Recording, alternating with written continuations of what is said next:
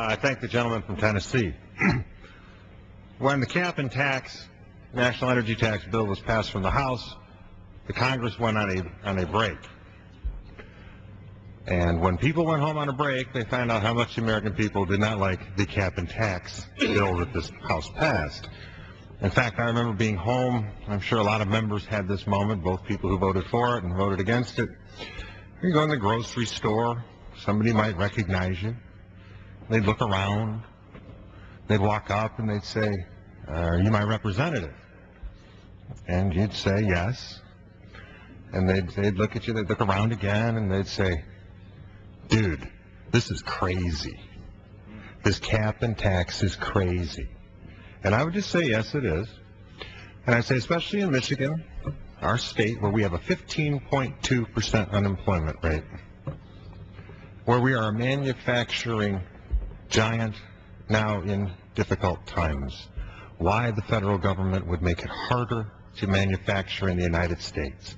Why we would be but a Senate vote and a presidential signature away from a radical ideological imposition on America's energy future that will raise people's energy taxes and will kill their jobs. And I still can't figure out why we would do this. It is absolutely insane to add massive government spending and debt and regulatory burdens on a recessed economy, and why you would threaten to raise tax rates on people. At the very time we need the entrepreneurial genius of the American people to grow this economy, create jobs, and start to stabilize ourselves for the future and the international competition in this age of globalization. Now, when I say it's insane, people say, "Well, isn't that a little harsh?" Is that a little harsh? I say no. I'm 43. As I was growing up, we had a new book put in front of us in school. It was called Ecology. It had a nice picture of the world on it from outer space. It's like, oh, this is nice. And in the course of learning about ecology, my generation, Generation X, was told that the greatest threat we faced wasn't the Soviet Union. I tended to disagree, even at an early age, was a bit precocious about the Russians. They told me and my generation that we would freeze to death in the next ice age if we didn't reduce pollution. Flash forward, my wife and I, our children are in school. Today, our children's generation is being told that unless the government regulates the economy and raises energy taxes, they will face a climate change in which global warming will destroy their way of life. So we have gone from ice to fire, and yet the solution remains the same. Oddly, from the proponents of the cap and tax legislation, who say, we have to have government control the weather, raise your energy taxes, dictate your lifestyle, and devastate your jobs, all so that we can prevent the global warming. This from the people who told me it was an ice age coming. That to me is not sane. That is not realistic. That is not based on science. That is based on ideology. And ideology applied to a nation in a struggling time leads to dire ramifications for the American people. And I want to show you the extreme to which this goes. When in the majority, the Republican Party heard about the debt dangers that the United States faced, especially debt from nations such as communist China. I agree with that.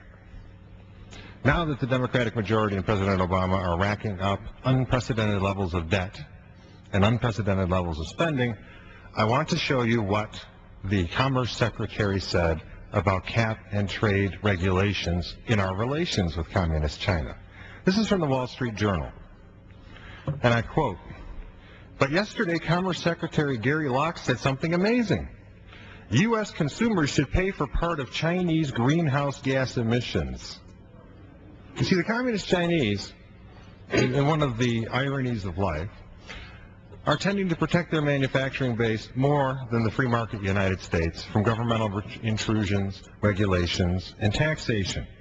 Now, what Mr. Locke, our Commerce Secretary, said was this: it's important that those who consume the products being made all around the world to the benefit of America And it's our own consumption activity that's causing the emission of greenhouse gases, then, quite frankly, Americans need to pay for that.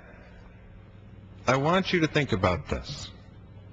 After President Clinton signed the permanent normalization of trade relations with Communist China, we in Michigan, before the rest of the country, started asking, where are the jobs? Where are the jobs? Why is manufacturing in America hurting?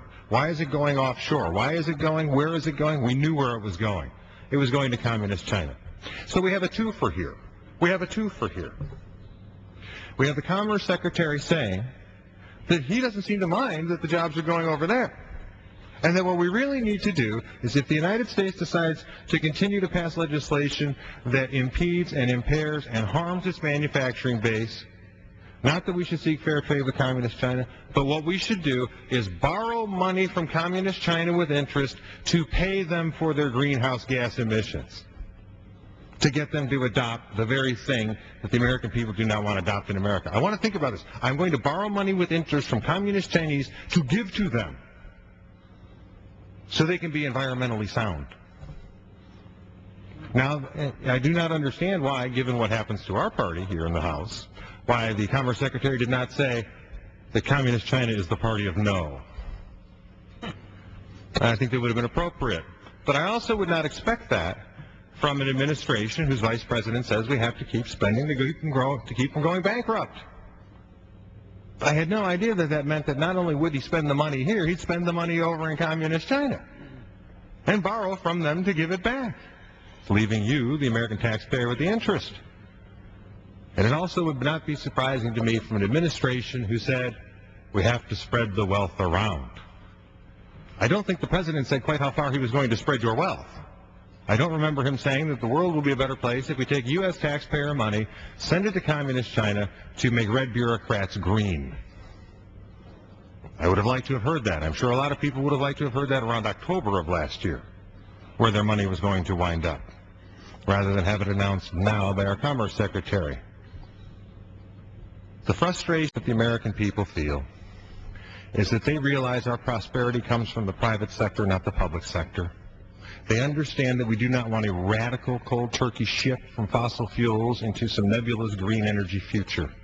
What we want to see is maximum American energy production, common sense conservation, and free market green technological innovations that will transition us into a more environmentally sound economy of the future. What we see in an ideologically ripe House, Senate, and administration is the opposite. They want to do cold turkey on fossil fuels and the existing economy and move us into a radical and, again, ill-defined green economy that in many ways, with the absence of nuclear and others, proves impossible to attain in a reasonable period of time without doing more damage to a recessed economy. I thank the gentleman from Tennessee for his time.